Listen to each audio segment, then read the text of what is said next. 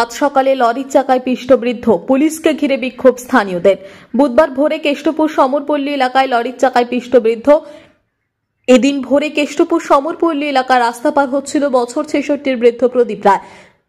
সেই সময় লরি এসে পিষে দেয় ওই বৃদ্ধকে। বৃদ্ধ ডাক্তার দেখাতে যাচ্ছিল বলে পরিবারের তরফে জানানো হয়।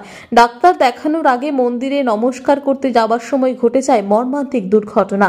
এই ঘটনার পরে অকুস্থলে পুলিশ ও স্থানীয় কাউন্সিলরের প্রতিনিধি পৌঁছলে তাকে ঘিরে বিক্ষোভ দেখাতে থাকেন সাধারণ মানুষ। গোটা ঘটনাকে কেন্দ্র করে উত্তেজিত হয়ে পড়ে সাধারণ মানুষ।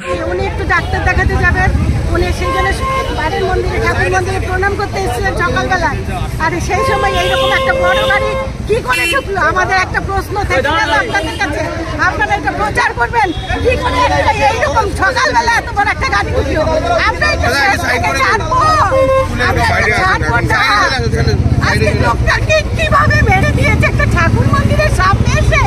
আমরা আত্মীয় স্বজনটা ছাড়বো ভেবেছেন, পুলিশ কি করবে? পুলিশ করবে, আমরা আমাদের মতো দেন, আমরা ছাড়বো না। আপনারা আমাদের সাথে থাকবেন। আপনার নামটা? সবার কাছে অনুরোধ করছি আপনারা। ওনার নাম প্রদীপ রায়, আশা গার্ডেনে থাকেন।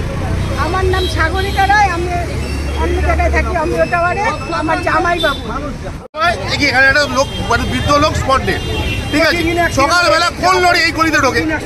তার মধ্যে সব সিন্ডিকেটের লরি এগুলো। দ্বিতীয় কথা হলো এখানে একটা বাম্পার ছিল, এই আগে একটু আগে সামনেটা দিদি এখানে একটা ছিল, একটু আগে ছিল এখানে এটা রয়েছে, কিন্তু দিদি এই পথ দিয়ে যাবে বলে এই বাম্পারটাকে ভেঙে দেওয়া হয়। লরিটা স্বাভাবিকভাবে গতিতে এসেছে, এখানে মেরে দিল। কার গেল? জনসাধারণের গেল। তা বাম্পারটা যখন ভেঙে হিসাব তৈরি করে দেয় দিল না। এখানে তো আজকে কখন ঘটেছে ঘটনাটা?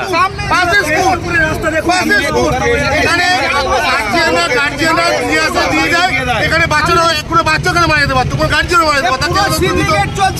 পুরো সিন্ডিকেট আছে এখানে। আপনি দাদা কাউকে বলতে হবে না, আপনি একটু ভেতরে চলে যান। আপনার নামটা?